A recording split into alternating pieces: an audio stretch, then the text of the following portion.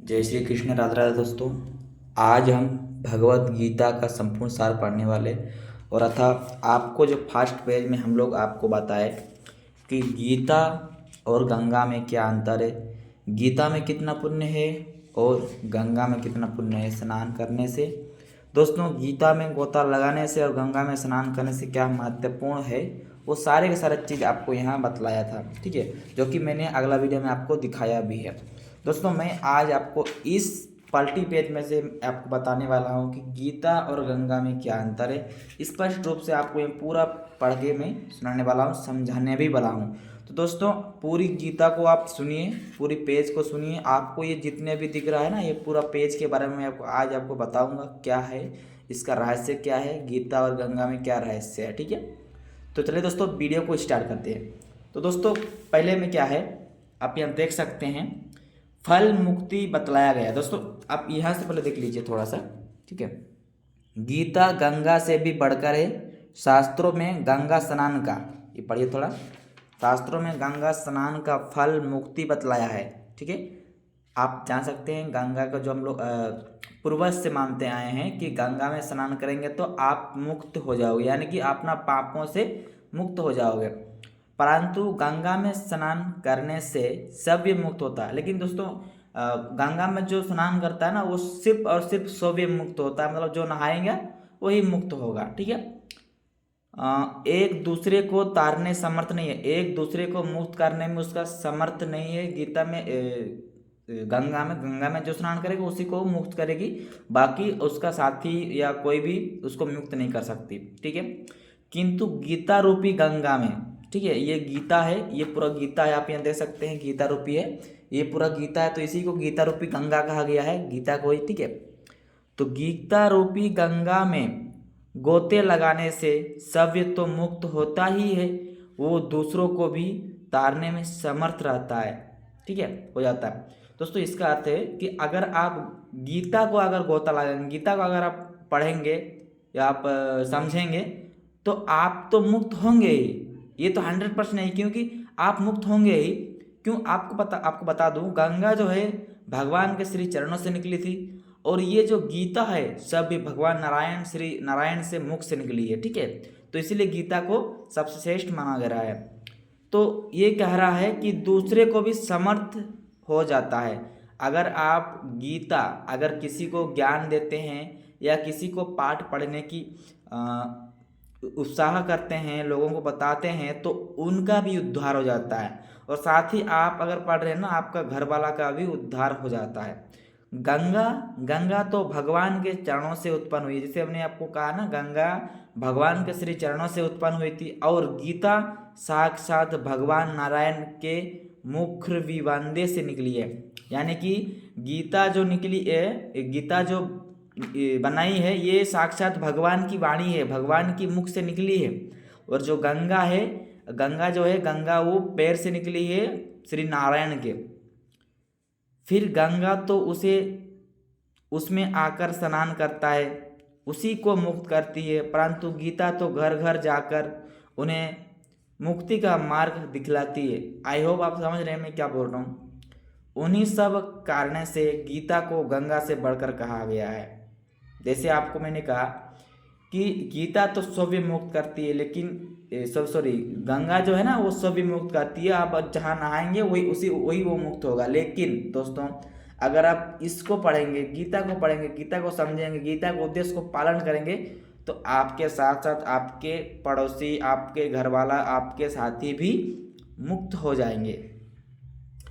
गीता गायत्री से भी बढ़कर है। दोस्तों, गायत्री का अर्थात गायत्री मंत्र, जो मैं थोड़ा सा बता भी देता हूँ। गायत्री मंत्र पहले जापते थे, जो क्या बोलते हैं उसको, ओम भूर्भुवस्वः तस्य वितुर्वरेण्यं भर्गो देवः धीमहि धियो यो न प्रचोदयात्। ये जो है, ये गायत्री मंत्र, पहले यही गायत्री मंत्र से मनुष्य का मुक्ति होती थी, मनुष्य का मुक्त प्राप्त होता था, परमात्मा से प्राप्ति होती थी, ठीक है, मनुष्य मुक्ति होती है। यो बात ठीक है, किंतु गायत्री जाप करने वाला भी सव्य ही मुक्त होती है। दोस्तों, जैसे गंगा जैसे सव्य मुक्त कराती है ना, उसी तरह गायत्री मंत्र अगर आप जापेंगे तो आप जो जापने वाला, यानी कि अगर मैं जाप रहा हूँ गायत्री मंत्र, तो आप भी सभ्य मुक्त होंगे, किसी को मुक्त नहीं कर सकते हैं। आपके घरवाला को भी नहीं कर सकते हैं, आपका पड़ोसी को भी कर नहीं सकते, सिर्फ सभ्य मुक्त हो सकते हैं।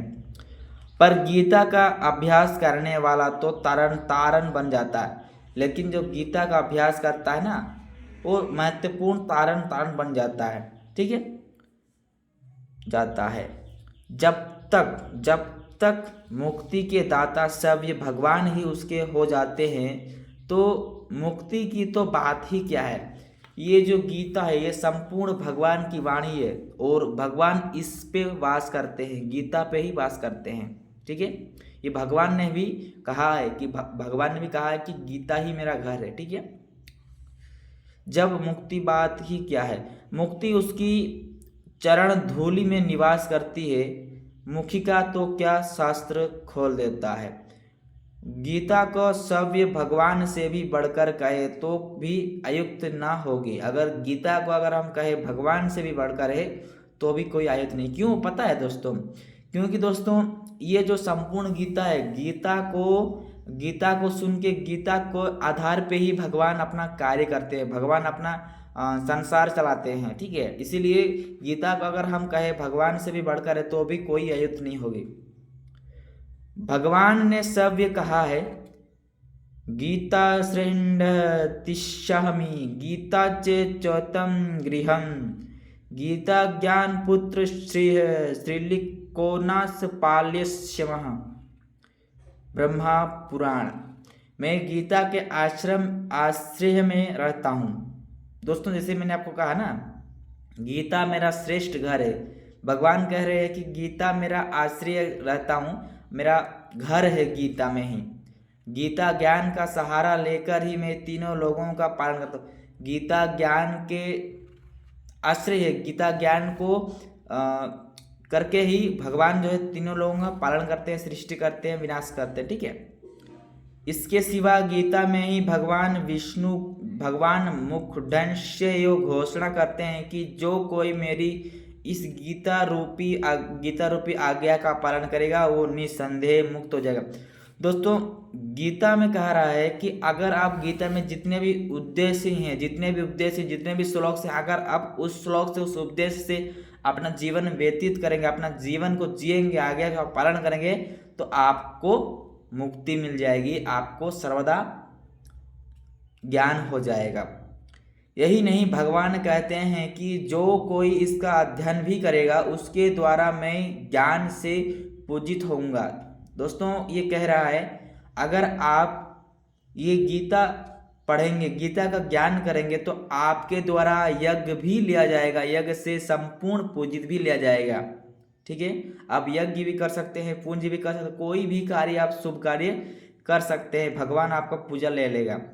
जब गीता के अध्ययन मंत्र का इतना महत्व है, ये कह रहा है अगर आप गीता का अध्ययन मंत्र, गीता पढ़ने से आपको इतना सुख मिल रहा है, तब जो मनुष्य इसके उपदेशों को अनुसार अपना जीवन बना लेता है और इसका रहस्य भक्तों को धारण करता है और इसमें उसका विचार एवं प्रचार करता है, तो उसकी तो बात ही क्या है। ये कह रहे, अगर गीता का अध्ययन करने से हमारा इतना जिंदगी परिवर्तन हो रहा है, इतना सुखमय हो रहा है, अगर कोई व्यक्ति इस 700 श्लोक और 18 अध्याय का अगर पढ़ के उपदेशों का पालन करता है, उपदेशों का वर्ण करके उपदेशों के अनुसार ही अपना जीवन व्यतीत करता है, और गीता का अगर लोगों तक पहुंचाता है, प्रचार करता है, सुनाता है, तो उसका क्या होगा? सभ्य भगवान कह रहे हैं उसका क्या होगा। लिए तो भगवान कहते हैं कि मुझको आसत्य प्रिय है। ठीक है, भगवान कह रहे हैं अगर जो गीता पढ़ेगा, जो गीता का उपदेश को पालन करेगा, वो मुझे बहुत प्यारा है। वो भगवान को प्राणों से भी बढ़कर प्यारा। भगवान कहते हैं जो मेरा उपदेशों को पालन करता है ना, वो अपना से भी बढ़कर, यानी कि जैसे हम लोग कहते हैं कि आप मेरे से भी बढ़कर हो, आप मेरे जीवन से बढ़कर, इसी तरह अगर आप भगवान के इस उपदेश को, इस गीता रूपी को अगर आप पढ़ेंगे, गीता रूपी को समझेंगे और गीता रूपी के इस अध्ययन के अध्याय पे अगर आप उपदेशों को पालन करते चलोगे, तो आपको भगवान से भी बढ़कर, यानी कि भगवान आपको उससे बढ़कर समझेगा, प्राणों से भी बढ़कर समझेगा। ठीक है, और सुनिए, यो भी कहा जाए तो अनुचित ना होगा, भगवान अपने ऐसे भक्तों के अधीन बन जाते हैं। अगर आप भगवान के सभी उपदेशों का पालन करेंगे तो भगवान आपके अधीन हो जाएंगे। ठीक है। अच्छे अच्छे पुरुषों में भी यह देखा जाता है कि उनके सिद्धांतों को पालन करने वाला जितना भी प्रिय होता है, उतने प्यार उन्हें अपने प्राण भी नहीं होते। दोस्तों, इनका कहना है, जैसे कि मनुष्य कहते हैं ना, तुम मेरे प्राणों से भी बढ़कर हो। जो अगर कोई अपना कार्य करता है तो उन्हें क्या कहा जाता है, उसी तरह गीता भगवान का प्रधान रहस्यमय आदेश है। ऐसे आदेशों में उसका पालन करने वाला उन्हें प्राणों से भी बढ़कर प्रिय है। गीता जो है रहस्यमय दिशा है, रहस्यमय गीता है, रहस्यमय आदेश है। अगर आप इसको पालन करेंगे तो उनसे प्राणों से भी प्यारा आपको मानेगा भगवान। गीता भगवान का श्वास है, गीता भगवान का श्वास है, हृदय में और भगवान की वाणी में मूर्ति है। इसके हृदय प्राणी शरीर में तथा समस्त इंद्रियों एवं उनकी क्रियाओं गीता रम गई है एवं पुरुष साक्षात गीता की मूर्ति है। इसके दर्शन, स्पर्श, भाषण एवं चिंतन से भी दूरे मनुष्य परम पवित्र बन जाता है। फिर उसके आज्ञा का पालन एवं अनुकूलन करने वालों को तो बात ही क्या है। वास्तव में गीता समान संसार में यज्ञ, दान, तप, तीर्थ, व्रत, संयम और उपवास कुछ भी नहीं है। गीता साक्षात भगवान श्री कृष्ण के मुख्य बिंदु से निकली हुई वाणी है, जिसके संकल्पकर्ता श्रीव्यास जी ने है। भगवान श्री कृष्ण अपने उपदेशों का कितना भी अंश तो पदों में कहा गया है, जिसे व्यास जी ने ज्यों का त्यों रख दिया। कुछ अंश जो उन्होंने गद्य में कहा था उसे व्यास जी ने सव्य श्लोक बंद कर लिया। साथ ही अर्जुन, सव्य एवं धृतराष्ट्र के वाचनों को अपनी भाषणों के श्लोक बंद कर लिया और साथ ही 100 श्लोक में पूरे ग्रंथ को 18 अध्याय में विवेक करके महाभारत के अंदर मिला लिया, जो आज हमें इस रूप में उपलब्ध है। गीता ज्ञान का वो समुद्र है। गीता जो है ज्ञान का समुद्र है दोस्तों। इसमें जैसे समुद्र में जितना भी गहराई तक जाओगे फिर भी गहराई नाप नहीं पाओगे, उसी तरह गीता ज्ञान में जितना भी आप नॉलेज लोगे, जितना भी आप ज्ञान लोगे, उससे ज़्यादा ज्ञान आपको मिलता रहेगा। ठीक है। इसके अंदर ज्ञान का अनंत भंडार, इसके अंदर जो है ज्ञान का अनंत भंडार है, कभी खत्म नहीं होगा। ठीक है।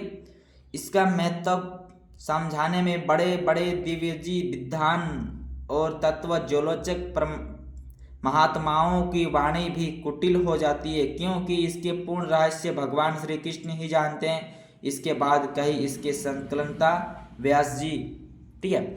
ये जो गीता है दोस्तों, इसके रहस्य के बारे में आज तक कोई भी उतना नहीं जाना है जितना कि श्री कृष्ण जानते हैं।